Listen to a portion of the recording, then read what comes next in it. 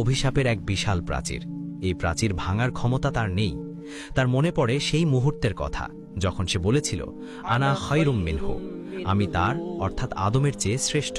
সেই একটি বাক্য আজ তাকে এই অনন্ত কারাগারের কয়েদি বানিয়েছে।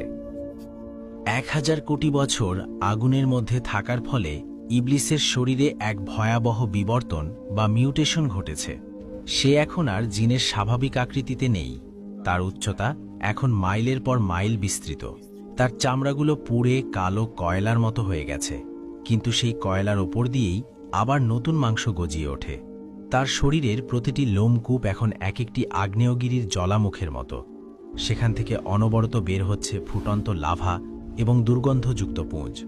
সবচেয়ে ভয়ঙ্কর অবস্থা তার চোখের। এক সময় যেই চোখ দিয়ে সে আরশ মহল্লা দেখত, আজ সেই চোখের পাপড়ি পুড়ে ছাই। চোখের মণিগুলো গলে বেরিয়ে এসেছে। এখন সেখানে শুধুই দুটি অন্ধকার গহ্বর। সেই গহ্বরের ভেতর আগুনের পোকা বাসা বেঁধেছে। পোকাগুলো অনবরত তার চোখের স্নায়ুগুলো ঠুকরে ঠুকরে খাচ্ছে। সে হাত দিয়ে পোকাগুলো সরাতে চায়, কিন্তু তার হাতগুলো অবশ। তার আঙুলগুলো গলে একে অপরের সাথে জোড়া লেগে গেছে। তার পায়ের নখগুলো এত বড় এবং বাঁকানো হয়ে গেছে যে সেগুলো তার নিজের মাংসেই গেঁথে যাচ্ছে।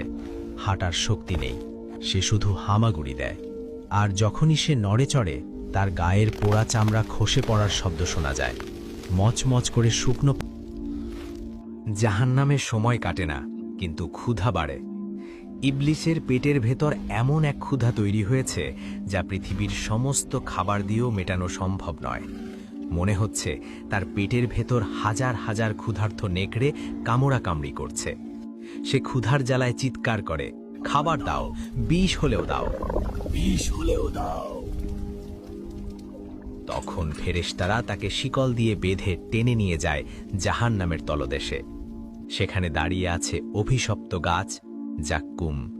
গাছটির দিকে তাকালেই বুকের রক্ত পানি হয়ে যায়। এর এক একটি ফল দেখতে শয়তানের মাথার মতো। ফলগুলো থেকে আগুন ঝরছে, কাঁটাগুলো বর্ষার মতো ধারালো। ইবলিস সেই ফল খেতে চায় না, সে মুখ ফিরিয়ে নেয়। কিন্তু ফেরেশতারা আগুনের তৈরি সাঁড়াশি দিয়ে তার চোয়াল ফাঁক করে ধরে, তারপর জোর করে সেই জ্বলন্ত কাঁটাযুক্ত ফল তার গলার ভেতর ঢুকিয়ে দেয়। ফলটি মুখে নেওয়ার সাথে সাথে এক বিকট শব্দ হয়, যেন গরম তেলে পানি পড়েছে।